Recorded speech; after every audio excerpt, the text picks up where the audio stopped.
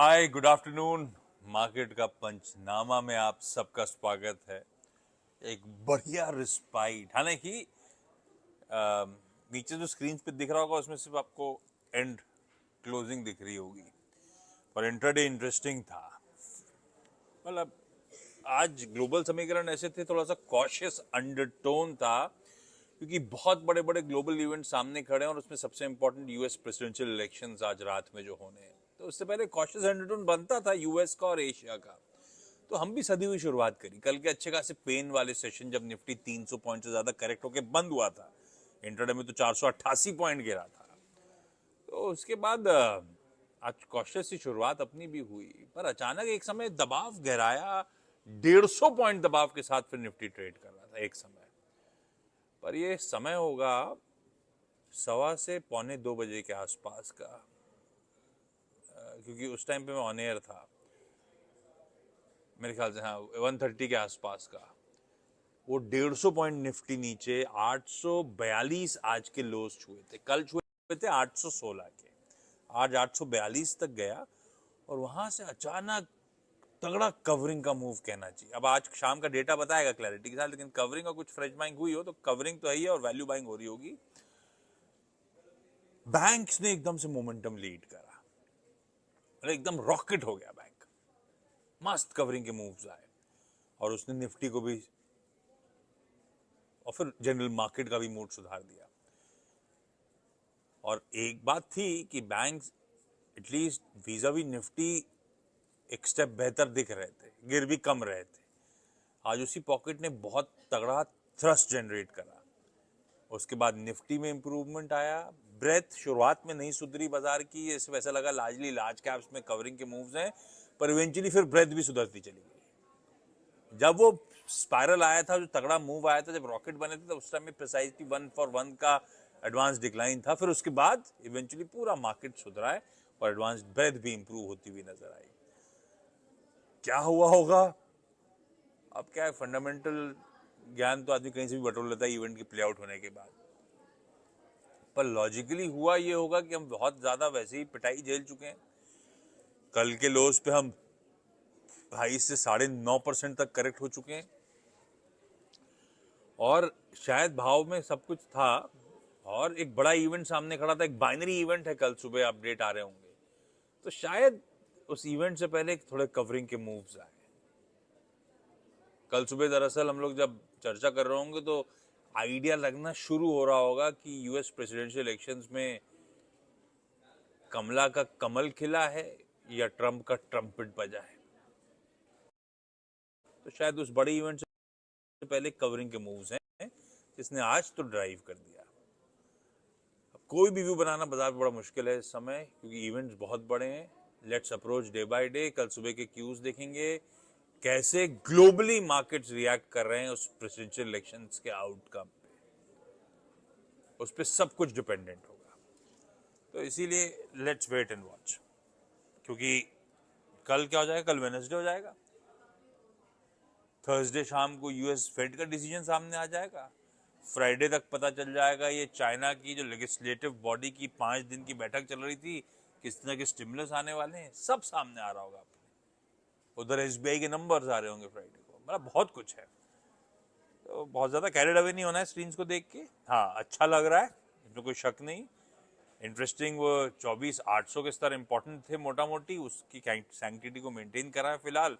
डर था अगर वो ब्रीच करेगा, कल के लोज हों या 24,800 के जोन्स हों, तो हो सकता था हम 200 डीएमए, बहुत दूर है नहीं उसके, 200 डीएमए टेस्ट करने जाएं। 200 डेली मूविंग एवरेज खड़ा हुआ है 23,450 के आसपास, 23,450, 23,500 के आसपास। खैर, अभी वो सब अच्छी बातें करिए। रिकवरी का ट्रेड बढ़िया हुआ है, फिंगर्स क्रॉस, थोड़ा बहुत और स्क्रीन बेहतर हो, पोर्टफोलियोज बेहतर हो, लॉस्ट ग्राउंड हमारे पोर्टफोलियोज रिकवर करें। खैर चलिए, सीएनबी आवाज के सारे सोशल मीडिया प्लेटफॉर्म्स पे इस समय हम रेडी हैं। जो कन्वीनियंट हो, जिससे कन्वीनियंट हो, आप रीच आउट करिए। यूट्यूब हो, फेसबुक हो, एक्स हो, थ्रेड हो, इंस्टाग्राम हो, शायद सभी प्लेटफॉर्म पे इस समय आप लाइव बीम होते हुए देख रहे हो। जहां तक रामकृष्ण फोर्जिंग्स की बात है, है इंटरेस्टिंग, बढ़िया बिजनेस है। देश की दूसरी सबसे बड़ी मशीन फोर्ज प्रोडक्ट बनाने वाली कंपनी, दूसरी सबसे बड़ी है। बढ़िया बिजनेस है अक्रॉस वर्टिकल्स, ऑटोमोबाइल से अब तमाम और सेगमेंट्स को केटर करने का काम है। मार्की क्लाइंट्स हैं, कोई ऑटो ओईएम के नाम ले लीजिए आप, टीयर 1 सप्लायर्स के नाम ले लीजिए, बहुत सारे इसकी लिस्ट में शुमार नजर आएंगे। ऑटोमोटिव है इसके, रामकृष्ण फोर्जिंग्स के। नतीजे ठीक ठाक थे, बल्कि अच्छे थे इस एनवायरनमेंट में। ये कंपनी नया केपेक्स, इसने अपने वो क्या कहते हैं ना, नॉन कोर बिजनेस था इसका एक हॉस्पिटैलिटी का धंधा, जो इसने बेच दिया। तो नॉन प्रोडक्टिव पैसा प्रोडक्टिव यूज में डाल रही है। इसने केपेक्स अनाउंस करा है फोर्जिंग का, वो ईवीज को केटर करने के लिए फोर्जिंग का केपेक्स अनाउंस करा है। तो अच्छी खबर है इस कंपनी के लिहाज से। बढ़िया 1400-1500 करोड़ रुपए की क्वार्टरली रन रेट के हिसाब से ऑर्डर एक्रीशंस आ रहे हैं। इस बार भी शायद 1500 करोड़ रुपए के आसपास के ऑर्डर एक्रीशंस थे। और जिस तरह का मूड माहौल बना हुआ है, चाइना +1 कह लीजिए, ये कंपनी जैसे अपने बेस को बड़ा करने की कोशिश कर रही है। अब बेस को बड़ा करने की कोशिश कर रही है मतलब, ये पहले ऑटोमोबाइल फोकस था, forced equipments, auto ancillary autos के पास ज्यादा जाते थे। अब non auto part of the business को भी बड़ा कर रहे हैं। केस इन पॉइंट वो रेलवेज का बड़ा जेवी टीटागढ़ वैगन्स के साथ, टीटागढ़ रेल सिस्टम्स के साथ जो करा। तो ये कंपनी कोशिश कर रही है अपने आप को प्रोडक्ट वाइज भी, सेक्टर वाइज भी, ज्योग्राफी वाइज भी डिवर्सिफाई करने की कोशिश। और इसको अगर आप फंडामेंटली पढ़ोगे तो इसको वैल्यू करने का तरीका होगा कि आप इसके स्टैंड अलोन बिजनेस को, ये जो टीटागढ़ के साथ जेवी करी उसको, और पिछले कुछ एक्विजिशन जो हाल में करे इसने, उनको आप अलग अलग पार्ट में वैल्यू करोगे तो आपको अभी भी वैल्यू नजर आएगी। मुझे याद पड़ता है लास्ट टाइम चैनल पे मैंने किसी एक्सपर्ट से, राजेश अग्रवाल से शायद चर्चा करी थी। बुलिश थे वो इस काउंटर पे। कुछ ब्रोकरेज रिपोर्ट्स हाल की आई थी, बुलिश है इस काउंटर पे, क्योंकि बढ़िया कंपनी है, डिलीवर करके दे रही है, अच्छा परफॉर्मेंस चल रहा है, आउटलुक बेहतर दिख रहा है। तो ये लॉजिकली इन ग्रीन रखना, या फिर मेरे ख्याल से होल्ड रखना चाहिए। लेना नहीं लेना वो आपका क्या कहते हैं, वो फाइनेंशियल एडवाइजर ज्यादा बेहतर बताएगा। ये आईटी पे सवाल और इन्फोसिस सवाल ये आज नहीं लेता मैं, क्योंकि उसके पीछे का रीजन समझा देता हूं। यूएस में हमारी आईटी कंपनीज का तगड़ा एक्सपोजर है। मोटा मोटी 2/3 हमारे रेवेन्यूज यूएस से आते हैं, आईटी एज एन इंडस्ट्री के, आईटीईएस के। तो जिससे 2/3 रेवेन्यूज आते हैं, उसमें सबसे बड़ा इलेक्शन चल रहा है, यूएस प्रेसिडेंशियल इलेक्शन, और उसका आउटकम इनके आउटलुक पे इंपैक्ट करेगा। रन थ्रू करा देता हूं। कमला हैरिस आ रही हैं तो मेरे ख्याल से कुछ बदलेगा नहीं, क्योंकि डेमोक्रेट्स थे, डेमोक्रेट्स ही रहेंगे, तो पॉलिसीज वॉलिसीज ज्यादा बदलाव नहीं होगा। बाइडेन के बाद कमला आ जाएंगी, ट्रंप आएंगे तो कुछ चीजें बदलेंगी। क्या बदलेगा? ट्रंप के आने के बाद, पिछली बार जब ट्रंप आए थे तो H1B वीजाज जो इंडियन आईटी कंपनीज को लगते हैं अपने कर्मचारियों को यूएस भेजने के लिए, उस पर काफी कस दिया था मामला ट्रंप ने, कोटा वोटा रिड्यूस कर दिया था, इफ यू रिमेंबर। उसके बाद दूसरा उन्होंने क्या करा था, कहा था, हो नहीं पाया था, कोर्ट में गिर गया था कि सैलरीज वेजेस जो वहां पे प्रोवाइड करी जाती हैं उसे बढ़ाओ। ये दोनों डेट्रीमेंटल थे। लेकिन तब से लेकर अब के बीच में हमारी आईटी कंपनीज की निर्भरता H1B वीजास पे रिड्यूस हुई है, ये ध्यान रखिएगा, लार्ज प्लेयर्स की। पर ट्रंप साहब का आना थोड़ा सा डिस्ट्रप्शन होता है इस मामले में। पर on the other hand, Trump साहब का आना मतलब कॉर्पोरेट टैक्स शायद कटौती की तरफ बढ़ेंगे, ज्यादा फ्लोज, फ्री फ्लोज होंगे आईटी का यूएस कॉर्पोरेट अमेरिका के पास, जो बढ़िया है आउटसोर्सिंग कंपनीज के लिए। तो काफी सारे बिट्स एंड पीसेस हैं।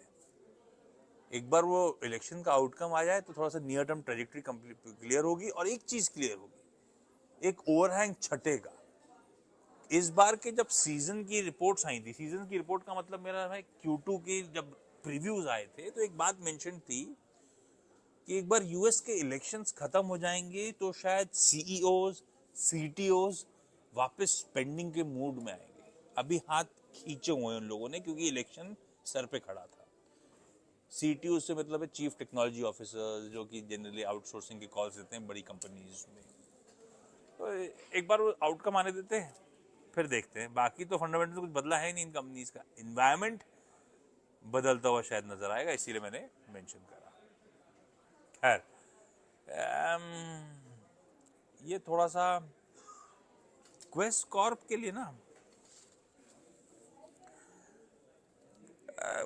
एक चीज नोटिस करिएगा, चार्ट खोलिएगा क्वेस्ट कॉर्प का, अपने 850 के हाई से अप्रॉक्स 150 रुपए के आसपास करेक्ट हुआ है। बीच में जब करेक्ट हुआ तो 200 डीएमए के पास आते आते वापस बाइंग इमर्ज हुई थी। अच्छी फंडामेंटल्स वाली कंपनीज 200 डीएमए के आसपास कईयों को बहुत अट्रैक्टिव लगती है। भाई जिनके पास है, शायद क्वेस्ट कॉर्प एक होल्ड है, पर जब मैं ऐसा कहता हूं तो अपने फाइनेंशियल एडवाइजर से कंसल्ट करिएगा। अदरवाइज रडार पे रखिएगा। बाजार की इस वोलेटिलिटी में देख, ये इसके 200 डीएमए करीब,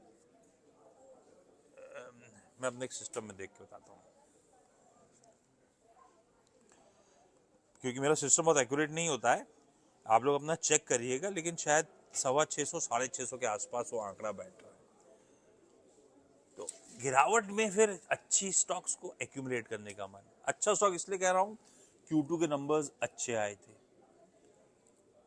6 लाख कर्मचारी इसकी बुक्स पे आ गए। दुनिया में चुनिंदा ऐसी स्टाफिंग फर्म्स बहुत मिनिस्क्यूल होंगी जो इस तरह के आंकड़ों का बोस्ट कर सकती हैं। और इसके लिए सबसे तो कंपनी कर बढ़िया रही है। इसके लिए सबसे इंटरेस्टिंग हो गया है, एक बढ़िया डीमर्जर जो अनाउंस हुआ था। एक कंपनी 3 में बट रही है, क्लीन डीमर्जर है, बढ़िया स्केल अचीव कर ली थी हर वर्टिकल ने। अब डीमर्ज कर रहे हैं ताकि सबकी कैपिटल एलोकेशन स्ट्रेटजी अलग होगी, सबका ग्रोथ फोकस अलग होगा। अपन एज अ शेयर होल्डर सबका बढ़िया शेयर लेंगे। मुझे लगता है वो डीमर्जर भी इंटरेस्टिंग है। इस वोलेटाइल डीमर्जर का समय मेरे ख्याल से अब ज्यादा दूर रह नहीं गया है। वो सारा प्रक्रिया खत्म हो गई। 2025 के फर्स्ट क्वार्टर की कहानी होगी, एट मैक्स सेकंड क्वार्टर पर स्ट्रेच हो रही होगी, दूर नहीं है। फर्स्ट क्वार्टर लार्जली, क्योंकि फरवरी में जब इसका अपडेट आया था तब कहा गया था 12 महीने से 15 महीने, तो मोटा मोटी अगले साल के पहले क्वार्टर में हो रहा होगा। इसीलिए गिरावट में शायद एक्यूमुलेट करने के मौके हो सकते हैं, पर ये आपका फाइनेंशियल एडवाइजर कंसल्टेशन के बाद आपसे ज्यादा आप लोग मिलकर डिसाइड करिए, ज्यादा बेहतर होगा। मेरे कहने पे मत आइए। ये स्टॉक मैंने आज 1 मिनट देखा नहीं, ग्लैंड फार्मा के लिए 1 मिनट जरा देख दूं, क्योंकि आज एकदम से कवरिंग के मूव बहुत तगड़े आए थे ग्लैंड फार्मा। मुझे नंबर इतने पसंद नहीं आए थे, फट गया gland pharma. Yes, double digit मुझे याद था, लेकिन वो तो फट ही गया है। जहां तक Q2 के नंबर्स थे, नंबर्स सबड्यूड है, इसमें कोई शक नहीं। ये बात अलग है कि भाई प्रीवियस हाई से ग्लैंड फार्मा अच्छा खासा करेक्टेड ट्रेड कर रहा है, वो अपनी जगह ठीक है, पोजीशनिंग अलग थी। एक्सपेक्टेशन से कुछ ब्रोकरेजेस के ऑपरेशनल परफॉर्मेंस ज्यादा अच्छा आ गया था, पर उसमें मेरे ख्याल से अदर का कंपोनेंट ज्यादा था। पर ये बात सच है, ग्लैंड फार्मा ने अपने 2 साल पेन के देख लिए, और अब ज्यादातर ब्रोकरेजेस ये मानती। मैं नंबर्स खराब थे, इसमें कोई शक नहीं, और नंबर्स को देखते हुए आई एम श्योर ज्यादातर ब्रोकरेजेस जब अपने एस्टिमेट लेकर आएंगे तो ईपीएस कटेगा इसका। पर ध्यान रखिएगा, ग्लैंड के साथ आने वाले अब जो साल हैं, 2-3 साल सामने, शायद ग्रोथ वापस पटरी पे आए। पेन हो चुका, पेन शायद भाव में है, ये ध्यान रखिएगा। ये जरूर हो सकता है कि अब वो ग्रोथ पटरी पे लौटती हुई नजर आए, क्योंकि अपना तो नहीं, लेकिन किसी ब्रोकरेज का कैलकुलेशन कहता है कि आने वाले 2-3 साल में शायद 20% के CAGR से इसके फाइनेंशियल्स इंप्रूव हो रहे होंगे, तो अब पटरी पे आ रहा है और हो गया रिजल्ट शायद भाव में सब कुछ है। आज तो कवरिंग के मूव्स हैं, लेकिन ग्लैंड को उसके हाथ से लड़ा पर रखिएगा। अगर आपने ऑलरेडी ले रखा था, पेन देख लिया है शायद आपने, आप शायद फाइनेंशियली बेहतर हो, क्योंकि वॉल्यूम ऑफ टेक्स बेहतर होते हुए नजर आएंगे। वो जो आम था, जो परेशान कर रहा था, कहा जा रहा है वो इबिटा ब्रेक इवन करता हुआ नजर आएगा। तो नए प्रोडक्ट लॉन्चेस वगैरह वो सब अब कंड्यूसिव हो रहा है, तो ठीक है, लड़ा पे रखते हैं इसको। जिस तरह का आउटलुक है, जिस तरह के वैल्यूएशंस हैं, उसको लेकर इवेंचुअली शायद ये स्टॉक हरकत दिखाए। खैर आज ही दिखा दिया तो अभी तो रुकिएगा, और जिनके पास है होल्ड ही करिएगा, ज़्यादा बेहतर है अभी अभी। ओके,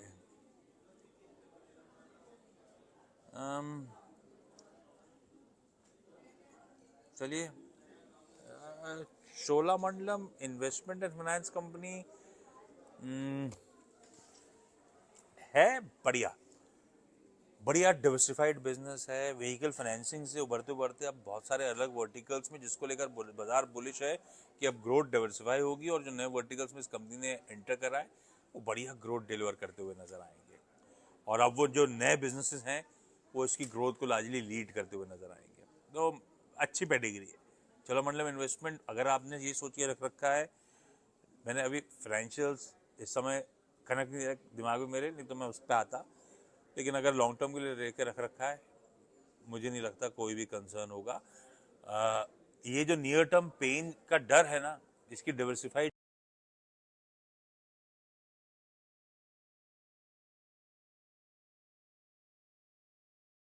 बुक इसकी मदद कर देगी।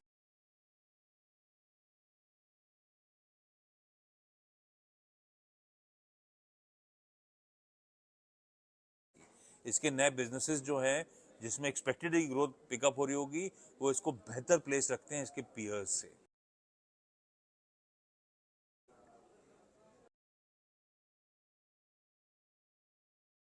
इसीलिए अगर लॉन्ग टर्म की होल्डिंग के साथ था तो मुझे लगता है सॉलिड पेडिग्री है।